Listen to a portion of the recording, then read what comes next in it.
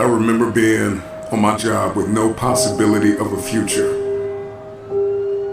And I will never forget the moment that a man walked up to me and looked me in my eyes and told me that this was the best I would be able to do.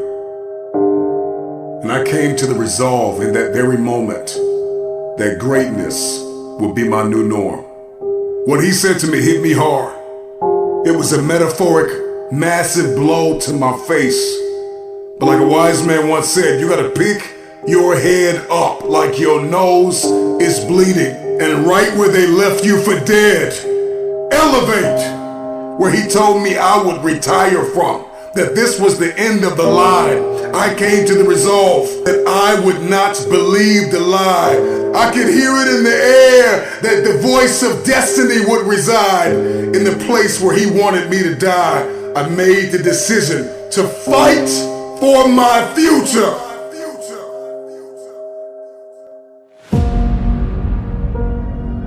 You will not pause. You will progress. You will not expire. You will evolve. You will not crumble in the midst of crises.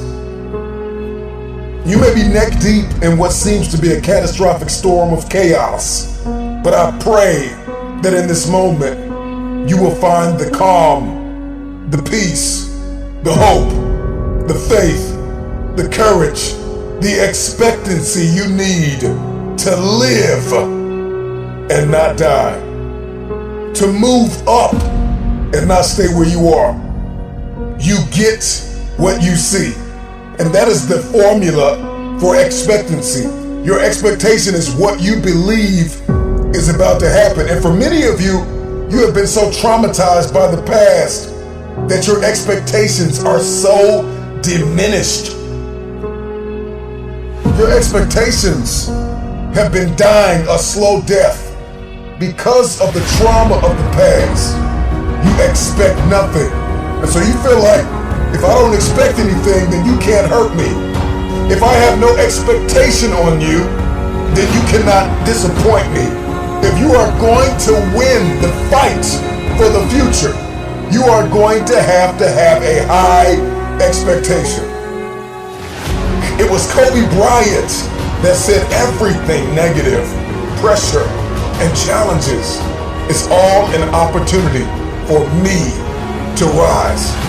It's crises that reveals what we are comprised of. And I ask you the question, are you praying the darkness away, or are you becoming the highest version of yourself in the midst of the darkness? You know, when you find yourself standing in the middle of trial, tribulation, scarcity, and uncertainty, there is a process from flapping to flight. How you process pain will determine your future. I need you to fight for the future.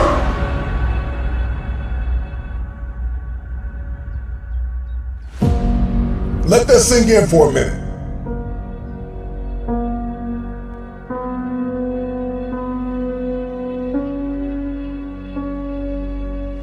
You are not your crises. You are not what you are going through. What are you expecting the outcome to be? Because you can't change what has happened. However, you can change what will happen.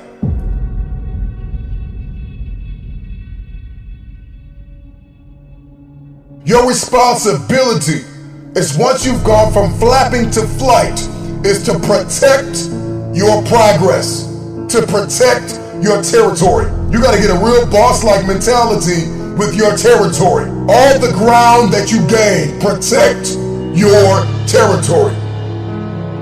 I ask you the question, when are you going to stop thinking that you are what you are going through? When we step into elevation and we get that, what I like to call that bird's eye view, we gain a greater perspective when we zoom out. And too many of you are guilty of becoming what you are going through. You are not what you are going through. See, in the game of life, those who have an elevated perspective will inherit the future. And it is time for you to fight for your future. How bad do you want the future? I want you to let that question sink in. Because the day you stop quacking with ducks and start flying with the eagles, all of a sudden everything changes. But you know, for many of you, you are addicted to the company of the duck. I need you to scrupulously examine the landscape of your relationships. Because if nobody told you, let me be the first one to tell you, separation precedes elevation. It's a lot of people in your life that are holding you down, that are holding you back. There are some people you're going to have to let go of in order to elevate above the noise, above the dysfunction, to be a light shining brilliantly through the darkness, above the uncertainty, high above all murky waters, beyond the pain of the test and trial. Elevated people will always ask themselves, what did I learn in the midst of it all? King David said in Psalms 119:71, it was good for me that I had been afflicted, that I might learn thy statutes. And when you're stepping in this space, in this realm, in this world of elevation, you are not asking God, why am I in pain? You are asking God, what am I getting ready to become? With high expectation, elevated people will ask themselves, what am I getting ready to become? And what will I learn in the midst of this? While the world is in panic, while the world is perturbed, while the world is puzzled, you pray and plan your next move. Don't fear the dark. Ask yourself, what did you learn in it? Adversity is our advantage. Decide to come out of this better. Find yourself in this elevated place. Everybody wants it. We want promotion. We want the upgrade. We want advancement. We want to move up. We want to have a competitive advantage in the marketplace. My attention has been arrested by the conversation of the bird. You know, oftentimes learning to fly means falling from the nest and making that long trip back to it. And some birds never make it back to the top.